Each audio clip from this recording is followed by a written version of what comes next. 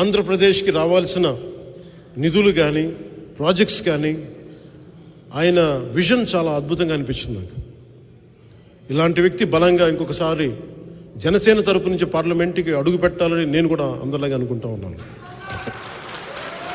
వారికి మనందరం సంపూర్ణమైన మద్దతు ఇచ్చేలాగా అందరం ముందడుగేస్తాం. జగన్ గారు మాట్లాడితే సిద్ధం సిద్ధం సిద్ధం అని చెప్తా ఉన్నారు ఆయన.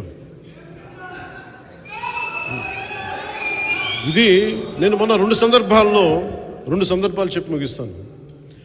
ఒకటి, సిద్ధం సిద్ధం అని చెప్పి ఊరంతా రాష్ట్రం అంతా పోస్టర్లు.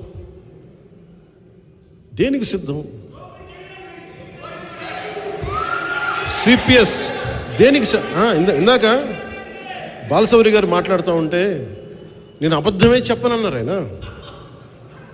చెప్పేది అబద్ధాలైనా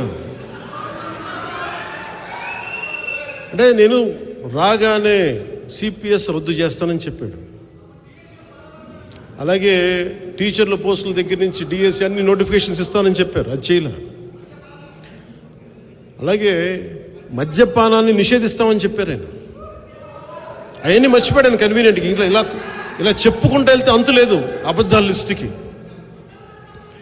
జగన్ గారు మీరు బాధపడకండి, మేము వస్తున్నాం, ఎన్నికల రంగంలోకి అడుగు పెడుతున్నాం. మేము మౌనంగా ఉన్నామని చెప్పి ఏం ఆలోచించట్లేదు అనుకోకండి. వస్తాం, ఎన్నికల రంగంలోకి వస్తున్నాం, ప్రతిరోజు సభ పెడతాం, మిమ్మల్ని ఎండగడతాం.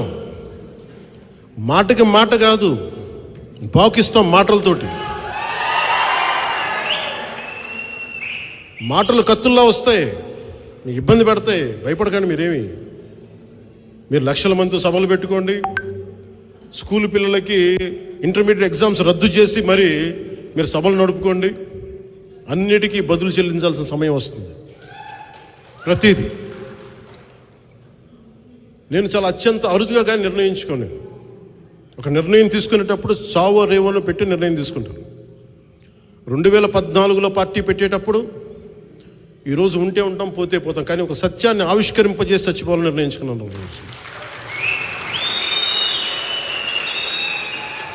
అలాగే పార్టీ పెట్టాను, అలాగే పార్టీని నడుపుతున్నాను. పార్టీకి నిధులు కాదు కావాల్సింది, పార్టీకి కావాల్సింది మనందరినీ కలిపే ఒక భావం. మనందరం పూసలం, మనందరం ఆ భావంతో కట్టబడ్డ పూసలం మనందరం. భావం పోయినప్పుడు పూసలు ఎగిరిపోతాయి. ఎంత బలమైన దండ అవ్వాలంటే జనసేన అది తెంపలేనిది అవ్వాలి. సో భావమే మనం కట్టుబడి, అందుకనే మనకి 7 సూత్రాల దారంతో మనందరం కట్టుబడి ఉన్నాం ఈ రోజున. అదే 7 సూత్రాల ఈ దండకి ఇంకొక మణిహారమైన బాలశౌరి గారు వచ్చారు. ఇంకో మాణిక్యం. మేమందరం కలిసి ఈ రాష్ట్ర ప్రయోజనాల కోసం పనిచేస్తాం, రాష్ట్ర భవిష్యత్తు కోసం పనిచేస్తాం.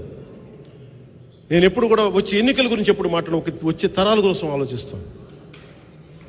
ఒక రాజకీయ నాయకుడు వచ్చే ఎన్నికల కోసం ఆలోచిస్తాడు, ఒక రాజనీతిజ్ఞుడు వచ్చే తరం కోసం ఆలోచిస్తాడు. ఎప్పుడో చిన్నప్పుడు చదువుకున్న పాఠం అది ప్రభావం అయ్యి ఎప్పుడు మాట్లాడితే ఒక తరం కోసం ఆలోచించే వాళ్ళని తప్ప ఒక ఎన్నికల కోసం ఆలోచించట్లేదు. మొట్టమొదటిసారిగా 2014 నుంచి 2019 వరకు ఎప్పుడు కూడా నేను తగ్గే మాట్లాడాను. ఇప్పుడు కూడా మీకు నేను తెలియజేసుకుంటుంది కూడా 2024 ఎన్నికల్లో మనం జనసేన తెలుగుదేశం ప్రభుత్వాన్ని స్థాపిస్తున్నాం.